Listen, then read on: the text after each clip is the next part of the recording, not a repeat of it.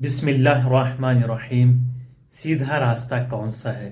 اس کے لیے حضرت رسول اکرم صلی اللہ علیہ وآلہ وسلم نے خطبہ غدیر میں ارشاد فرمایا، یا معاشر الناس، اے لوگو، انا صراط اللہ المستقیم، میں اللہ کا سیدھا راستہ ہوں، الذی امرکم باتباع، جس کی اتباع کرنے کا آپ کو حکم دیا گیا ہے، میں وہ ہوں۔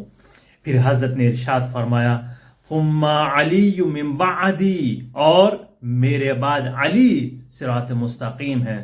اس کے بعد حضرت نے ارشاد فرمایا، ثم ولدی من صلبہ ائمۃ یہدون الی الحق، اور امام علی علیہ السلام کے بعد ان کی اولاد اور نسل ہوگی جو آپ کو حق کی طرف دعوت دے گی۔